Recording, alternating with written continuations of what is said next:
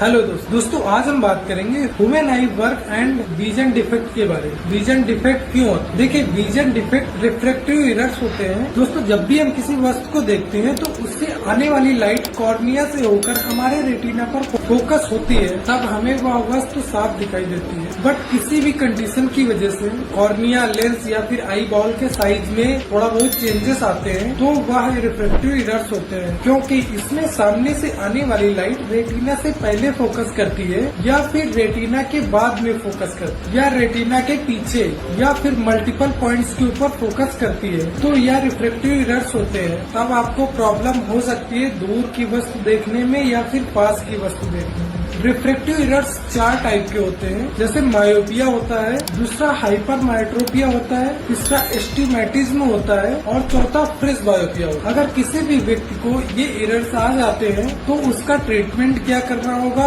और चश्मा कौन सा लगेगा, प्लस का या फिर माइनस का या सर्जिकल ट्रीटमेंट होगा, आगे वीडियो में जानते हैं। दोस्तों, सबसे पहले बात करते हैं मायोपिया के बारे में। मायोपिया यानी निकट दृष्टि दोष, इसको नियर साइडनेस भी बोलते हैं, क्योंकि इसमें जो सामने से आने वाली लाइट होती है वो रेटिना से पहले फोकस होती है, जिसकी वजह से हमें दूर की वस्तु देखने में परेशानी होती है और पास में बिल्कुल साफ दिखाई देता है। और मायोपिया के इलाज के लिए कॉनकेव लेंस का यूज किया जाता है, जो माइनस नंबर का चश्मा होता है। अगर आप उसको पहनते हैं तो सामने से जो लाइट आ रही वो डायरेक्टली रेटिना पर फोकस करे और आप दूर की वस्तुएं साफ देख पाए। इसके नंबर्स होते हैं जैसे -1, -2, -3, डिपेंड करता है आपकी आंखों में कितना विजन है। 6/36 है या 6/24 है, विजन के अकॉर्डिंग ही आपका नंबर आएगा। दोस्तों, अब बात करते हैं हाइपर माइट्रोपिया के बारे में। हाइपर माइट्रोपिया यानी दूर दृष्टि दोष। इस कंडीशन में दूर की वस्तु साफ दिखाई देती है लेकिन पास में साफ दिखाई नहीं देता है, क्योंकि सामने से जो लाइट आ रही है वो रेटिना के पीछे फोकस करती है, जिसकी वजह से आप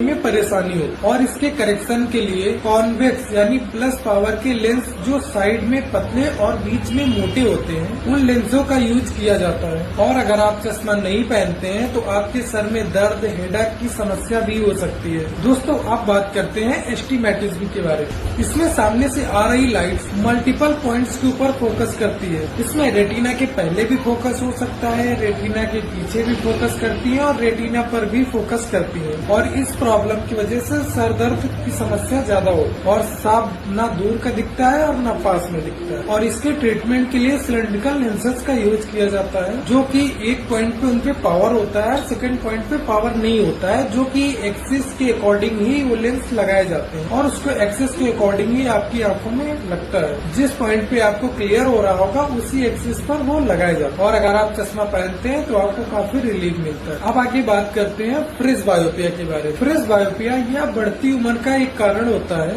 क्योंकि बढ़ती उम्र के कारण लेंस की फ्लेक्सिबिलिटी कम हो जाती है, जिसकी वजह से पास देखने में काफी परेशानी होती है। ये कोई बीमारी नहीं होती है, ये बस बढ़ती उम्र का कारण होता है, क्योंकि जैसे जैसे आपकी उम्र बढ़ती है बॉडी में चेंजेस होने लगते हैं। उसी की वजह से आंखों में जो लेंस होता है उसकी भी फ्लेक्सिबिलिटी थोड़ा सा कम होने लगती है और इसी वजह से पास में साफ दिखाई नहीं देता। और ये लगभग 40 साल के बाद सभी को हो जाता है। और इसको पहचानने के लक्षण साफ दिखाई देते हैं, जैसे आपको मोबाइल फोन देखने में दिक्कत होती है, मोबाइल नंबर सर्च करने में प्रॉब्लम होती है, या फिर न्यूज़पेपर पढ़ने में दिक्कत होती है, या नेयर में कोई भी काम आप ज्यादा पास से करते हैं तो आपको प्रॉब्लम होती है, तो वो फ्रिज बायोपिया का एक कारण होता है। तो फ्रिज बायोपिया हो सकता है और ये अराउंड 40 प्लस 45 के बीच में ही आपको प्रॉब्लम हो जाता है। और इसके करेक्शन के लिए आप रीडिंग का चश्मा यूज कर सकते हैं, जो प्लस पावर होता है, +1 से 3 तक आता है, वो एज के अकॉर्डिंग ही आपको मिल जाएगा। जैसे आपकी